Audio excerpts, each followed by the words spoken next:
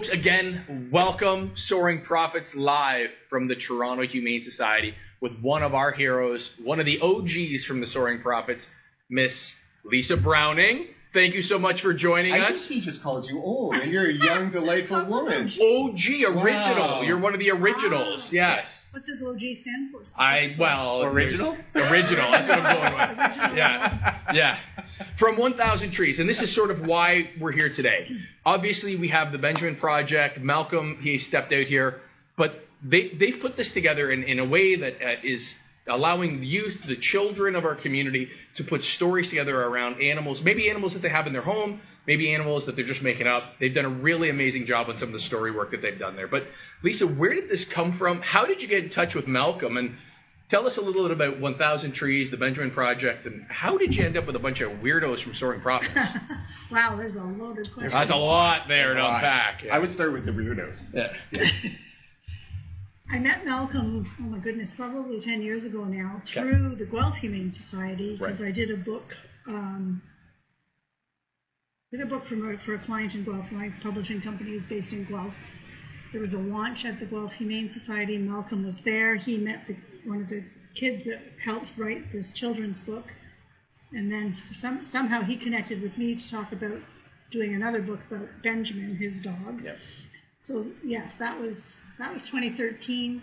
Got to know him, have done numerous things back and forth with Malcolm over the years. Awesome. So this project is combining three of my passions, which is animals, children, and books. Absolutely. And you've done a fantastic job. Again, with the book that we have here, we just had Matthew on. Matt, one of the teachers at the Pleasant Public School out in North York. And, he talked about the difference it meant in his kindergarten to, grade 3's life. This is a passion project that they put together. It's a unique opportunity where, this isn't the basketball team. This is something that everyone can talk about. You don't have to be good at, shooting three-pointers. This is a really unique position. And you folks have made it pretty easy on him, he was saying. So maybe teachers that are out there listening to this, maybe get in touch with these guys, or maybe an opportunity here. But when you decided to come up with this, what was the kind of the fostering moment? Where you're like, okay, I get to have all of these opportunities. I get to publish something. I get to work with pets. And again, you've got Malcolm with the Benjamin Project. Why did it all come together in the way that it has, where we're here today at the Toronto Humane Society? I think you touched on it, or one of the other people that you interviewed touched on it, that children are the future. I love Get the children now. Yeah. Teach them about responsible pet ownership, which is part of the Benjamin Project, but also put a fire under them, because we were at another school that did a similar book, and those kids' eyes lit up because they look at it. I'm in there. It's cool. An actual book, and I'm in there. Well, so they're actually writing the pieces that are actually going into, as we can see here, folks, the bound book that your company is publishing, and then they're being sold on what platforms? How are people buying this book to support the cause? The Humane Societies are putting them in their newsletters and their social media. Malcolm and I are both doing it on our own. The book is available on my bookstore site. Okay. And all net proceeds go back to whatever Humane Society is closest to that particular school. So this isn't just a Toronto Humane Society piece. That you could be in, you could be in Halifax. We've got a viewership out in Newfoundland is one of the places. We have one in Newfoundland. Yeah. Right. So this is drawing a broad scope. Don't feel like if you're not in Toronto proper that you can't help support this cause. It's a very unique thing. Yeah. No. And the interesting part about it is, like you said, you're inspiring young authors that you've already inspired in your other work in publishing, like the young Anna, who is just amazing. Yes. She is gifted in all ways. She's written 3 books with you? 3 now. And then there's adults. So like if an adult out there wanted to write a book about something specific, or like you do so much work in different fields of mental health and stuff like that. You help in so many areas. Why do you feel it's so necessary to be that publisher? Because you're not just like a regular publisher. Like most publishers, I have to sell myself to them. I have to sell my book. I have to do everything. You actually assist in the writing process for people that maybe don't know how to write very well. Yes.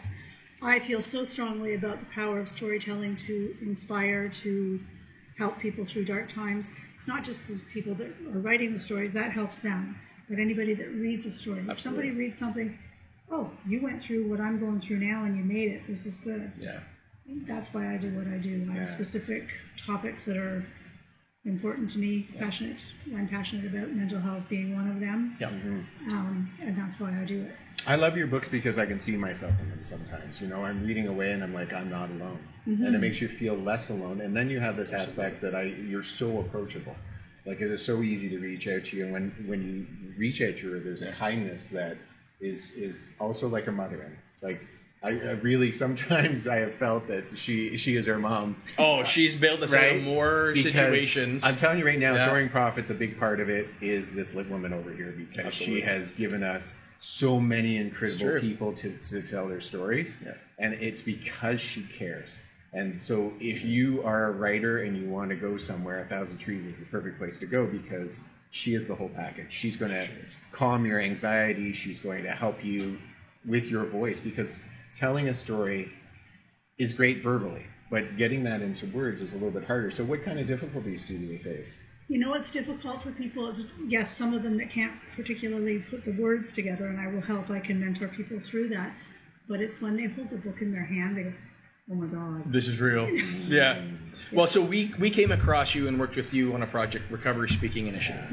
And that was, that was kind of our first jump into what we're doing here, the live shooting. We're a traditional video podcast. That's what we've done for, a little over a year now. But, you sort of introduced us into this live format. And RSI, it's one of those videos you can go to our site, check it out. But we were dealing with individuals. Yeah. We were dealing with individuals that were survivors of sexual abuse.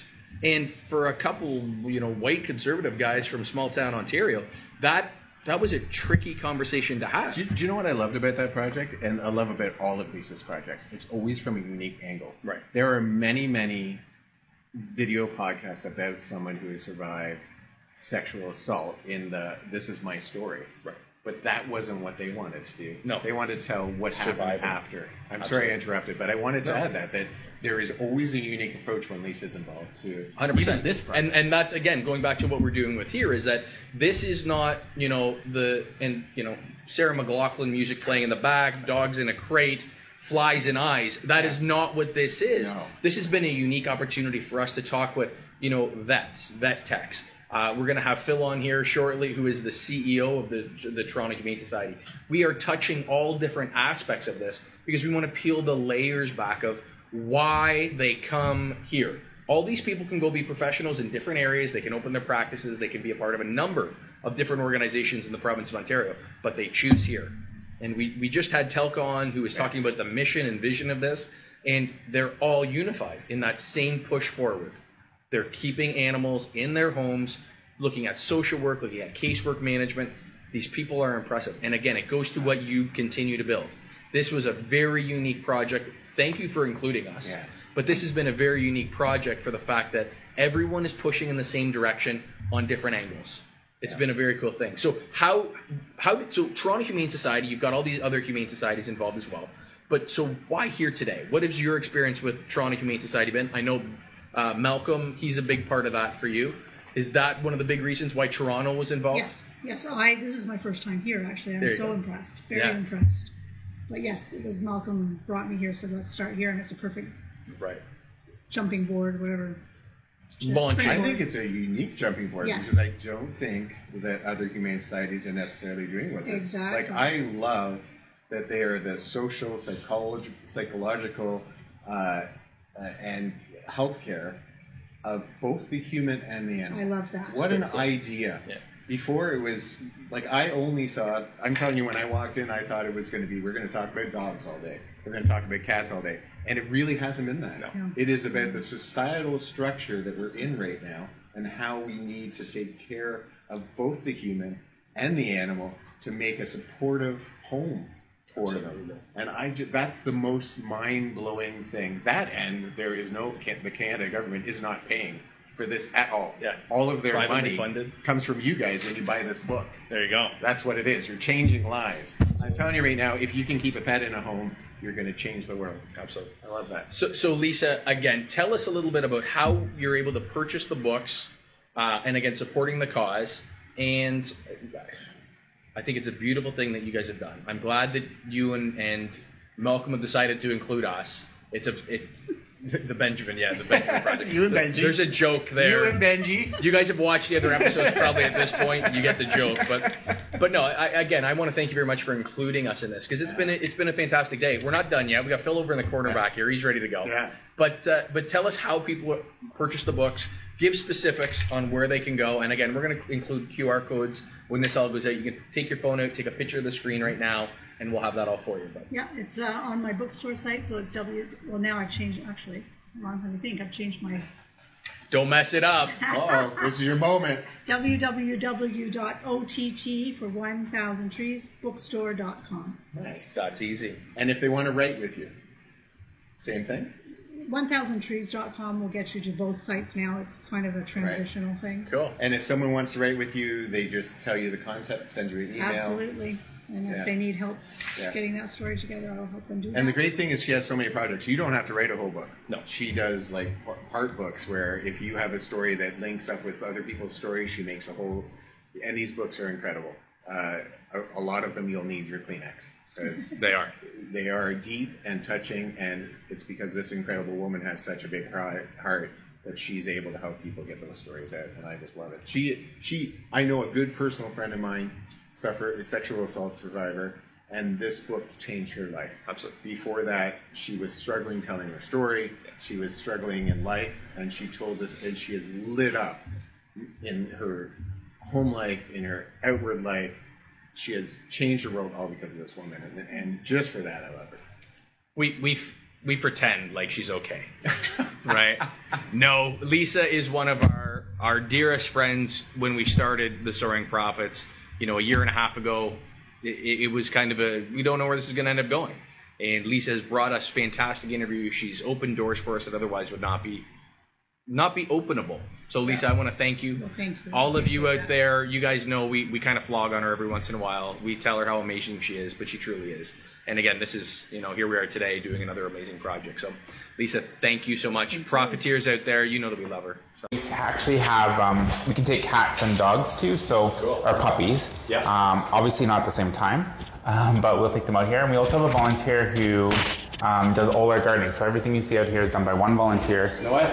They'll plant vegetables that we can feed to the animal, like the bunnies and other animals downstairs. I love that. I think over there that's green, that's catnip, so we can harvest our own catnip for the cats. Cat room. So again, one of the things, Chris, that we've been kind of talking with other people as we're going through this process is, this organization, that 135 years, kind of an interesting, number to throw at an organization in the city of Toronto. 135 years, everyone seems to be they're on brand. Like you guys are all on the same messaging. Everyone's working hard together, trying to push that message out there. But you see a garden. That's a little unique for a space like this.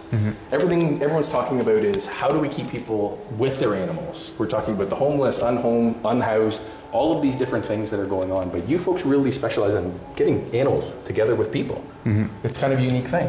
Yeah. Maybe talk a little bit about what that looks like. I think so. When I train all our volunteers, right. And one of the things that we talk about in the training is that importance of the human-animal bond. And so we've made a shift because I remember when I was younger and I wanted to adopt from a humane society, I had to tick all these boxes. So I had to have a certain amount of income, I had to own a home, I had to have a backyard, and you had to tick all these boxes. So it was almost unattainable to get an animal. Right. And so now we understand the importance of the benefits to animals having loving humans, and the benefits to the humans having animals with them. Amazing. So I used to work in foster care, and I worked with youth who... Human foster care. See, that's what's a unique dynamic to this whole thing, is everyone seems to come from the human social work, and they've come here and now working with animals. You don't seem to see that. Well, the unique thing is that the CEO there was talking about how when this particularly Humane Society started, it was a joint of helping kids that were homeless as well as pets. And now it seems like you've gone full circle again. Yeah, so it was humane welfare.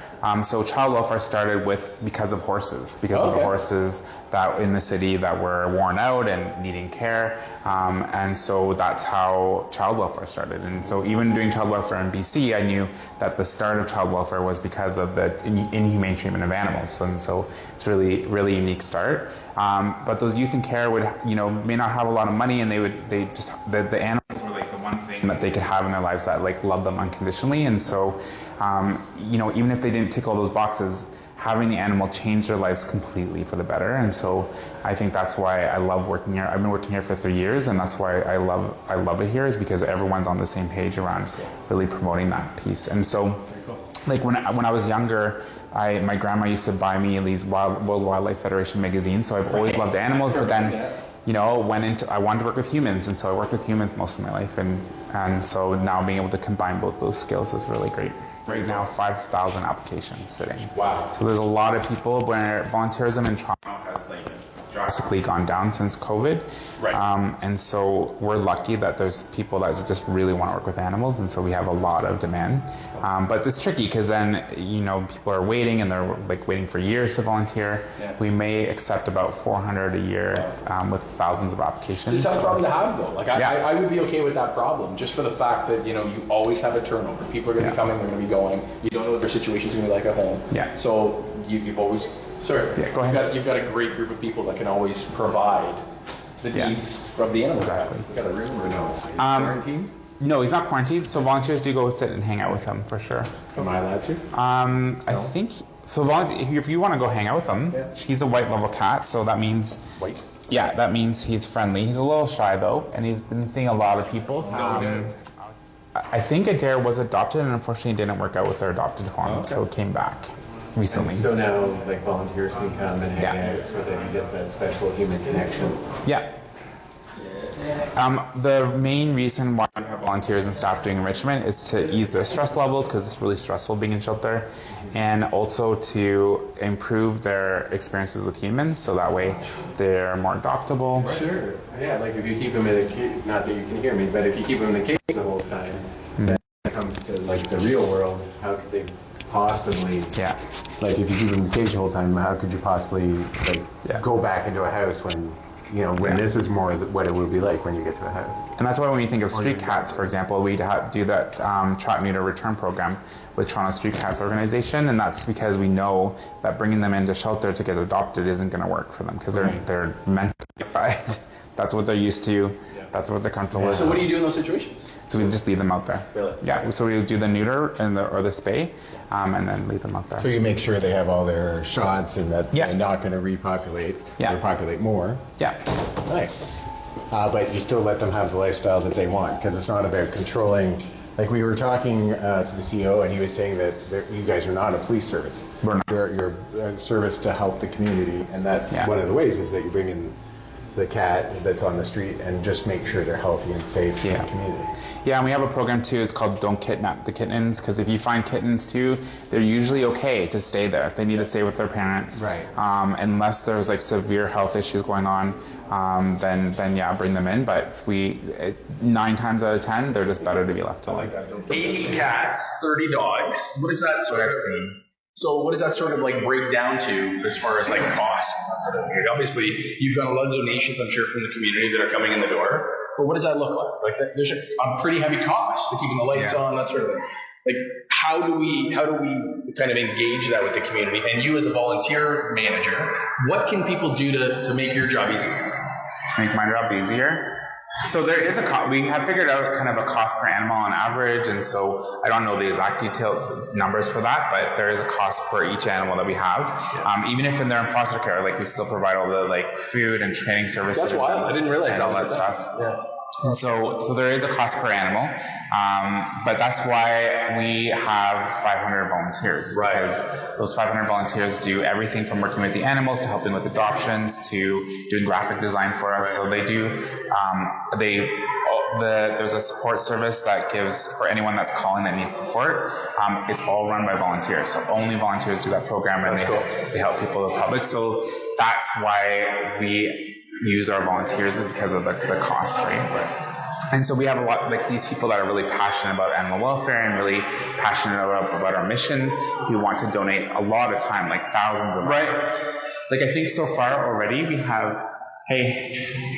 so far this year, volunteers have donated over 11,000 hours. Just so far this year. Yeah. That's wild. And when you put a monetary perspective on that, you're not talking $15 an hour. These services are costly. Yeah. Right? So that, millions of dollars really at the end of the day. That's wild. So again, in your position as manager of the volunteers, what do you look for people to come in and help? Like, graphic design is not something that I would have thought that you guys are volunteering at. Yeah. So what skills are you hoping for? What, like, there's no budget, there's all these sorts of things. What do you need tomorrow that's going to make your job easier? Is it graphic design? Probably not. Right. Yeah. What is going to help you do your job better tomorrow? So I think, again, it would be more funding to have more animals on site would be great. But in terms of the look for volunteers, like I said, we have 5,000 people right now where we can say, hey, do you have these skills because we need you for this role? And so depending on the role will depend on the skills. So we even have people who have like social service experience to help with the urgent care animals. Yeah. So it totally ranges. We've asked someone with facilitation experience to come facilitate some work. Sure. So it totally ranges, but just definitely we want to find people who are passionate about the mission to get involved. Awesome. And people could be like you've seen the volunteers around, right? All ages, from 16 and up, all skills level, like a very diverse pool of volunteers, which is really So what does it look like on a Monday around here? Again, you've got all your people hands on deck today because of the open house. Mm-hmm. What does a Monday look like around here? Is it a little scarcer, or are you busy Monday to Friday? Every day you guys are hustling around here? Yeah, I think we're busy every day. Yeah. Monday to Sunday. That's cool. Yeah, I love it. And volunteers help out from 7 in the morning until 10 at night. Right. And so we have volunteers here on site all the time. That's a lot of hours. Yeah. That's a very cool thing. Yeah. That's cool. You can give Django some food if you want. Sure. Like from the top. Yeah, you can just underneath you if you want. I am a only dog person. That's the only animal I love. I think he's more interested in pets than food, but... Hi, buddy. Hi. Oh, you're a good boy. So how long has he been here? I'm not too sure about Django, actually. Yeah. But you were saying that your goal is to not have him here very long. That's a very temporary situation. Yeah. And as quickly as possible, it's either he is adopted or foster care. Foster care. Yeah. Yeah. So what would a foster care? I would sure this dog has probably not been here very long. No. And probably could get adopted pretty easily. Oh, he's beautiful. I would be shocked. He's very kind, and you can see that he's, gentle. But hi, beautiful. Yeah. What would it take for us to adopt him? Like Pat needs his 9-year-old daughter. Grade 9 daughter really would like another dog. And this one, same color as Bo almost. He looks like Bauer at home. Bauer? Yeah. So what would he have to do to adopt him today? So you meet with an adoption agent, and they go through to make sure that they're finding the right animal for your situation. So whatever your situation is, they'll try to find you with the right animal. You can also just come look at the animals or look online to see our foster animals, and you can say to the adoption agent, look, I'm really interested in this animal. They'll interview you, ask you some questions to see if that's the right fit for you, and then you sign the paperwork. So do I have to hire an adoption agent? No, they're here on the front. On the front, so I just come into this, or I go online and I connect with them? Has he done any work? I don't think he has. And is it a difficult procedure to adopt, other than you have to be a caring, kind person, and the dog has to enjoy you?